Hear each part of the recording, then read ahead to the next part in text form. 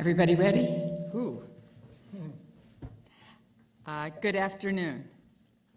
Vice Minister Mori, First Vice Minister Cho, it is a privilege to host you for our first trilateral dialogue of 2023 and our fifth under the Biden-Harris administration. Before diving into what we discussed this morning, I want to speak to the ongoing human and humanitarian disaster that continues to unfold in the aftermath of the earthquake in Turkey and Syria, and the gut-wrenching, heartbreaking, unfathomable destruction left in its wake. The death toll rises seemingly by the hour. Homes are decimated, transportation is unusable, recovery efforts are ongoing, and the road ahead to rebuilding houses, businesses, cities, and the economy will be slow, winding, and long. In this moment, the United States has joined our friends from the ROK, Japan, and around the world in sending search and rescue teams, specialized equipment, air support, tents, sanitation facilities, and anything we can to help. We stand in solemn solidarity with the people of both nations, and together with our partners, we are committed to providing the aid necessary to those impacted by this horrific natural earthquake devastation. Now, to the subject of today's dialogue, a more optimistic story, the growth of our trilateral bonds. We are coming off a truly remarkable year in this partnership, one that featured 2 leader summits, regular communication, and the first trilateral defense exercises since 2017. Today's dialogue built on that progress. Our trilateral relationship remains strong, and it is only getting stronger. Our alliances are ironclad, and our bonds of friendship are critical to enhancing the security and prosperity of our citizens, the Indo-Pacific, and the world. Our cooperation touches some of the globe's most urgent challenges. These issues stood front and center in today's discussions. Together, we are advancing our shared affirmative vision for an Indo-Pacific that is free, open, connected, prosperous, resilient, and secure.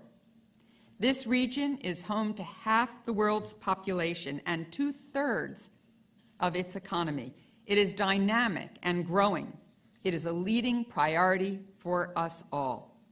1 year ago, the United States unveiled our Indo-Pacific strategy, and in conjunction with the ROK, Japan, and regional partners, we are putting that plan into practice. We are collaborating with Indo-Pacific countries on food security, energy affordability, humanitarian aid, and more.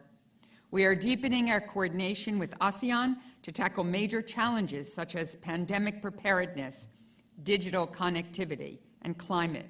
And we are using multilateral exercises to promote stability across the region.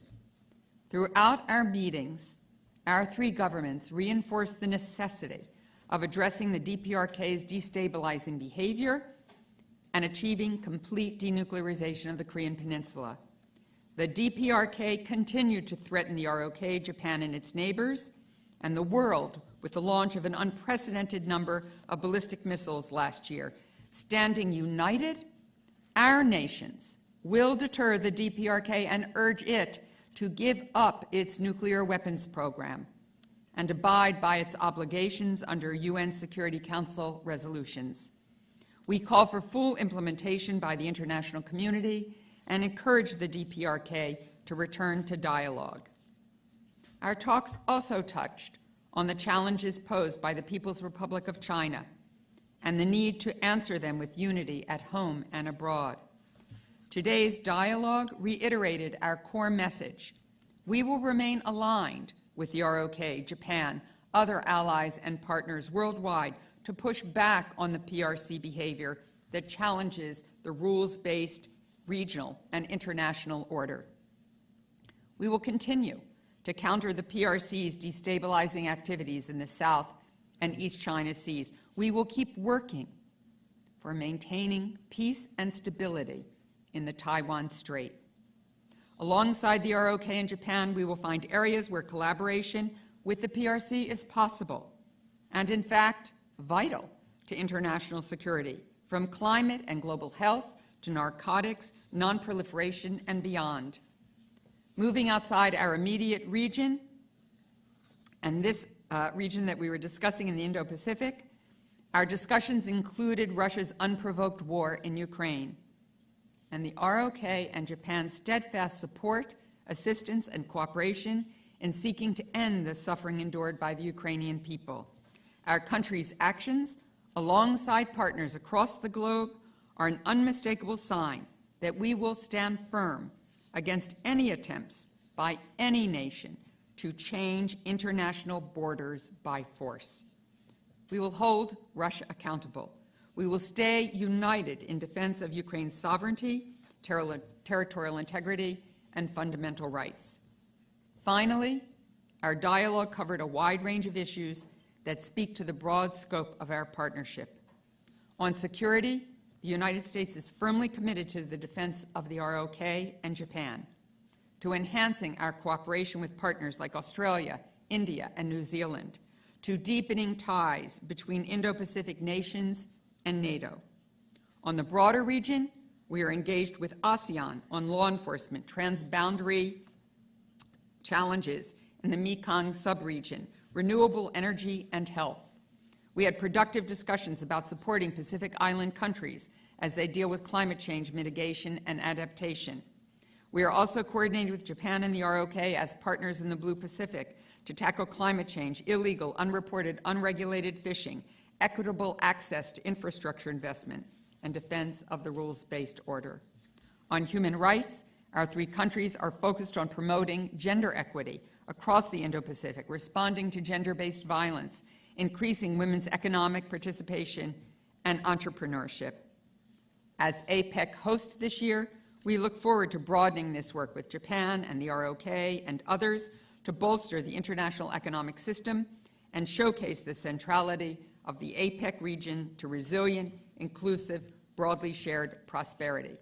So you can see by my long opening statement, we covered a lot of ground today. Yet there's still so much to do to uphold our interest, values, and vision, which we all share. Together, I know we will. Thank you.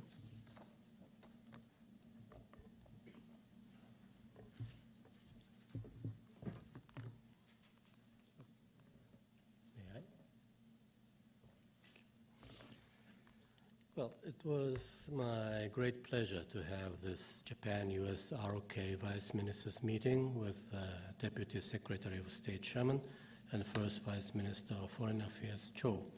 For the first time in 4 months, I would like to thank Wendy and her staff for their warm hospitality.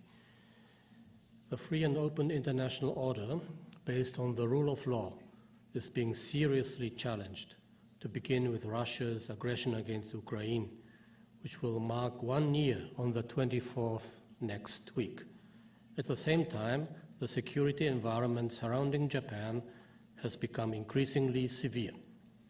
Against these backdrops, coordination among Japan, the US, and the ROK is becoming increasingly important, not only in dealing with North Korea, but also in maintaining peace and stability of the region, and in realizing a free and open Indo-Pacific.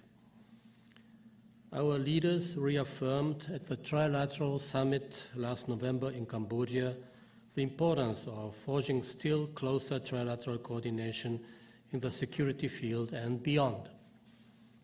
Based upon our leaders' commitment, 3 of us had a frank and strategic discussion today and renewed our resolve to further deepen our coordination. On North Korea, we shared the recognition that North Korea's intensified nuclear and missile activities including ballistic missile launches with an unprecedented frequency and in unprecedented manners, pose a clear and serious challenge to the international community. While North Korea has publicly stated its intention to further enhance its nuclear and missile programs this year, concerted efforts of the international community are critical. Under these circumstances, we concurred on continuing close collaboration among our three countries in enhancing regional security deterrence, cooperation at the UN, including the Security Council, where Japan is now sitting as a non-permanent member, and diplomatic engagement towards the complete denuclearization of North Korea. Regarding the abductions issue, I asked for continued understanding and cooperation on this issue and gained full support, again, from both the US and the ROK. I would like to once again thank both of you for your support. On Ukraine, we shared our strong concern about the Russian missile and drone attacks that have resulted in civilian casualties as well as serious damage to the civil infrastructure. In particular, Japan is seriously concerned about the threat of nuclear weapons by Russia. We concurred that Russia's such threat is absolutely unacceptable, and Russia should never use nuclear weapons under any circumstances. We also concurred that it is important to continue to strongly support Ukraine and to keep imposing severe sanctions against Russia. Such a situation in Ukraine will be one of the most important issues at the G7 summit in Hiroshima, which Japan will be hosting in May. We also had a discussion on regional situation, including in the East and South China Seas, and shared the recognition that we must not accept any attempts to unilaterally change the status quo by force. We also shared the view that it is important to maintain peace and stability across the Taiwan Strait. Furthermore, we discussed a wide range of challenges that the international community is facing, such as economic security. We agreed to further deepen our trilateral cooperation in these areas. Based on today's discussion, I look forward to continuing multi-layered coordination among our three countries. And lastly, I would also like to express my deepest condolences to the families of those who lost their lives in the massive earthquake that occurred in Turkey and Syria, and emphasize our determination to provide necessary support to the affected areas. Japan is a country which has suffered from a number of natural disasters, including the Great East Japan earthquake in 2011, is doing its utmost to provide as much support as possible to those people who were affected by this earthquake. So far, we've dispatched urban search and rescue team and medical team to Turkey and also provided Turkey and Syria with emergency relief goods. I appreciate that the US and the ROK are providing support as well. Thank you for your attention. Thank you. Good afternoon. It is a great pleasure to meet Deputy Secretary Sherman and Vice Minister Mori here in Washington, D.C. I'd like to express my gratitude to Deputy Secretary Sherman and her team for arranging today's meeting. Before my remarks on trilateral cooperation, I would first like to extend my deepest condolences and heartfelt sympathy to all the affected by the devastating earthquake in both Turkey and Syria. All of three of our government promptly dispatched teams to support rescue and recovery efforts and assist the victims of the earthquake, on top of the financial contribution we pledged individually. We sincerely hope for a swift recovery from the aftermath of this tragedy. Over the past year, our three countries have strengthened a trilateral partnership to an unprecedented level, firmly rooted in shared values, including freedom, democracy, human rights, and the rule of law.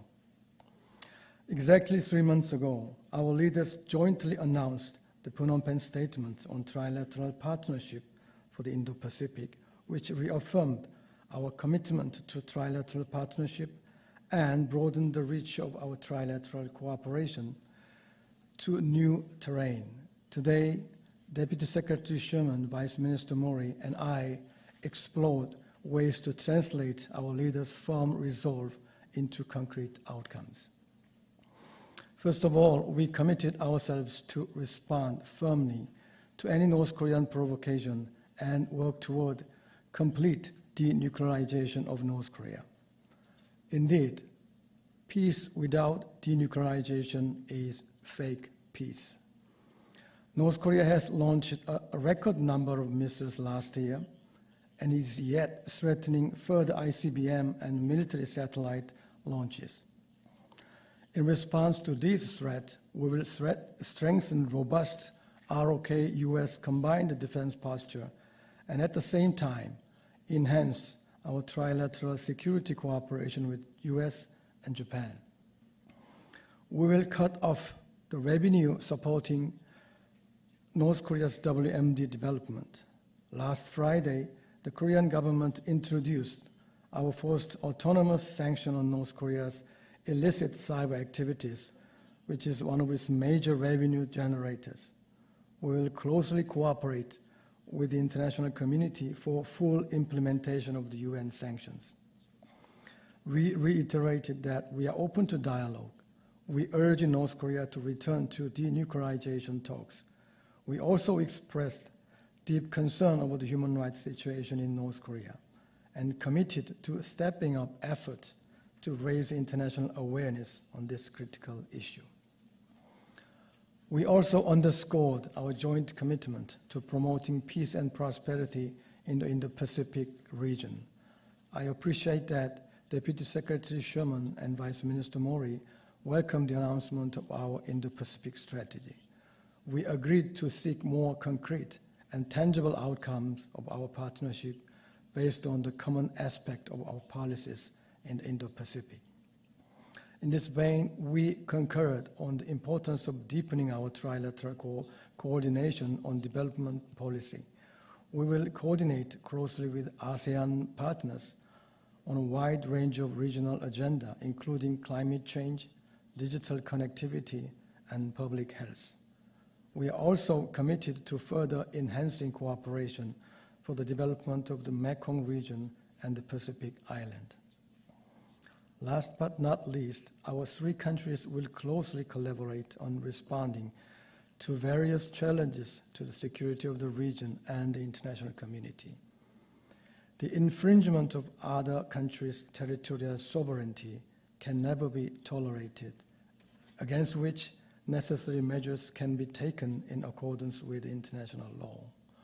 We stand together as allies and partners. We strongly condemn Russia's ongoing attacks, which are killing civilians and destroying civilian infrastructure in Ukraine.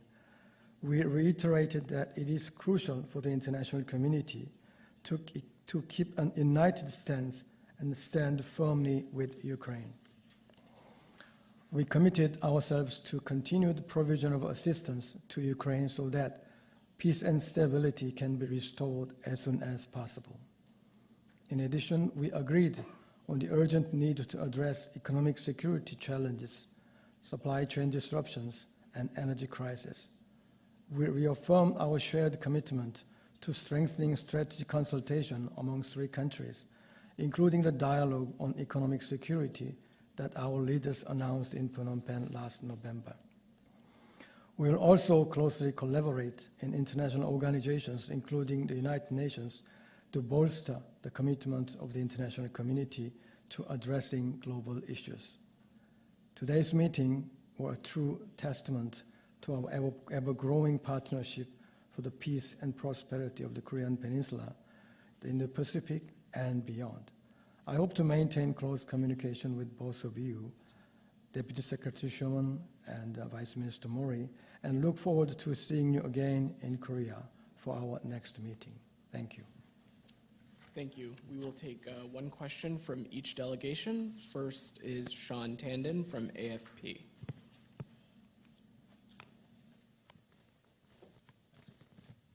Thank you for doing this. I wanted to follow up on the remarks they made about the PRC.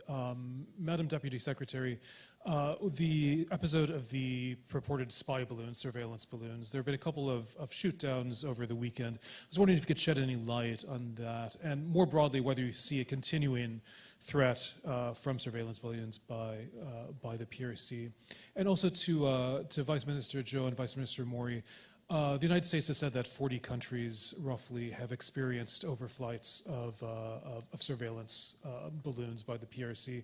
Are your countries among them? Do you perceive the threat in the same way? And just briefly to everyone, in terms of dialogue with the PRC, have you had contact recently, either on this specifically or more broadly? I know that Foreign Minister Hayashi will be going to Munich. Secretary Blinken, we're expecting him as well. Could you see meetings there with Wang Yi or others from China? Thank you very much. Thank you, Sean. Sean has just given us an example of how to ask 3 questions as one. Don't take his advice. Sean, I would say to you that John Kirby just has spent more than half an hour answering questions on the balloons, and so I would urge you to look at the transcript for the definitive word as of this afternoon on all of this. In terms of the original balloon that was taken down last week, we are absolutely confident that this was a surveillance apparatus of the PRC and that it was over our territory, and we had every right to take that balloon down, as we did safely in territorial waters off of South Carolina, so that we protected the American people, protected our own military sites in the way that we did so during its flyover of our country. As to the takedowns over this weekend, as you will hear from John Kirby, these were 3 objects that gave us concern because of their altitude, that they were a potential risk to civilian aircraft. And we worked with the Canadians since at least one, and the second may have fallen in the Canadian part of Lake Huron, to work with Canada and NORAD to address the risk that we saw. The President has asked the National Security Advisor to put together an interagency team so that we can do a better assessment of where we are, what's up there, how we should respond to them, has asked us to go out to partners and allies around the world and get a better understanding of what's surrounding all of us in airspace. But I would send you to that transcript for really the definitive word on all of this. On the issue of dialogue, as Secretary Blinken has said consistently, and as he has said to Wang Yi, as we have all said to the PRC, we are open to dialogue when it is in our interest to do so, and we believe the conditions are right. I know there's been a report about a potential meeting in Munich, but I have nothing to announce today.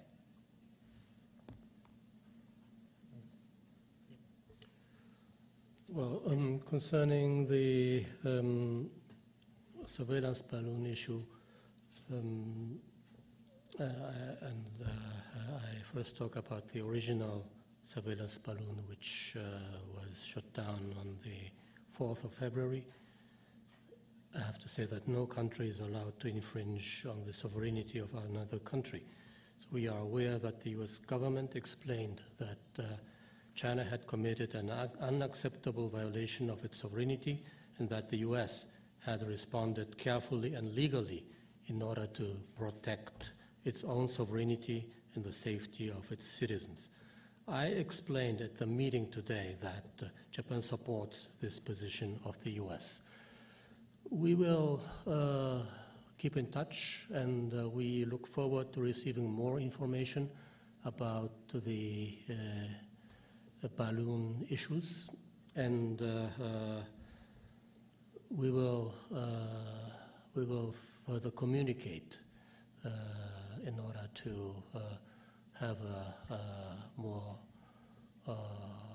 profound insight on this issue. So right now, I do not have anything to add to this current status. Thank you. Well, briefly, we have already made it clear that any infringement of other countries' territorial sovereignty can never be tolerated, against which the necessary measures can be taken in accordance with the international law. That is our clear position on this issue. And we also expect that there will be some opportunity for high-level dialogue with China and sit down together on this issue as well sometime in the future. Thank you. Next, we'll go to Ayako Ichigo with GG Press. Hi, Ayako Ichigo from GG Press. Thank you for this opportunity.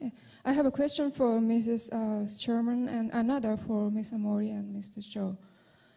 To Secretary Sherman, can you describe the current level of communications your office is having with China, cancellation of Secretary Blinken's trip, and when do you expect a high-level meeting to resume? It's been reported that Secretary Blinken considering meeting his counterpart in Munich, and can you confirm on that? And to Mr. Mori and Mr. Cho, what is your response to China this morning accusing the U.S. of illegally flying its own balloons over China? Is there any support you can offer the U.S. to push back against state-level misinformation? Thank you.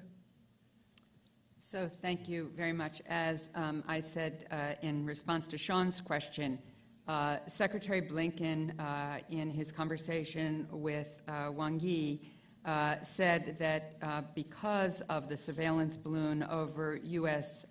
territory, and the actions that we reserve the right to take, which we subsequently did, that conditions were not right for the wide-ranging dialogue that we'd hoped to have with the PRC, but that we remained open to conversation, discussion, and rescheduling a trip to Beijing when conditions were appropriate.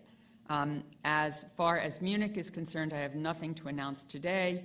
Obviously, there have been reports of the potential of such a meeting, but I have no announcements today. Before my colleagues answer your question, let me add a fact which is very important. As John Kirby, the NSC spokesperson, just said, there are no U.S. government balloons over the People's Republic of China. None. Zero. Period. Well, the position of the government of Japan concerning the balloon issue in general, I have already explained. And regarding the Chinese accusation about U.S. balloons over the territory of China, well, I have to say that about American activities, Wendy has the right answer. Thank you. Well, as you just heard from Deputy Secretary Sherman, we, as an ally of the United States, we trust what just the United States officially stated on this issue. Thank you. And lastly, we'll go to Min Suk Lee with Chosun Ilbo.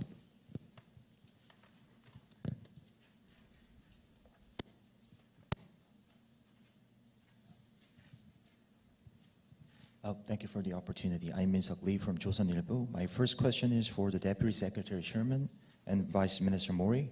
There's been a report recently published by Senate Foreign Relations Committee about Indo-Pacific strategy. It says, quote, the U.S. and Japan should consider inviting Korea to join the U.S.-Japan Economic Policy Consultative Committee, EPCC, to meet in the 2+2+2 format to address specific economic security issues, unquote. Does the U.S. or Japanese government consider that suggestion? The report also says South Korea could be invited to Quad Plus dialogues on certain issues. Does the U.S. or Japan consider South Korea should be invited more regularly to Quad Plus to better counter Chinese threats? Thank you. 다음 질문은 조현동 차관님께 드리겠습니다. 이번 협의에서 북한의 핵 미사일 위협에 대응하기 위해 한미일 3국이 논의한 구체적 공조 방안들에 대해 설명 부탁드립니다. 그리고 이번 3국 차관회의는 윤석열 정부 들어 세 번째인데요. 한미일 3자 협력이 과거와 비교해 실질적으로 어떻게 바뀌었는지, 앞으로의 지향점은 무엇인지 설명 부탁드립니다.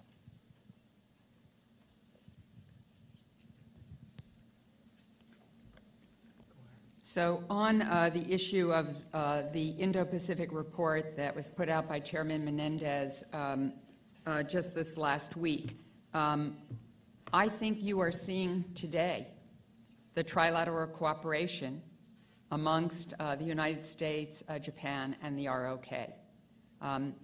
This is happening in every domain that you can think of. And we have given you a long list in our joint statement of all of the areas and all of the ways in which we are working together. We are always open to new formats and to new ways that will effectively bring about concrete results. But what you are seeing here today is exactly what that Indo-Pacific report calls for. We are doing it. We will always be open to new formats. And I don't think you could find a stronger trilateral relationship than the one that we have. Well, I completely agree with Wendy, and in all issues of the international society, including the free and open Indo-Pacific, we very much would like to cooperate with ROK.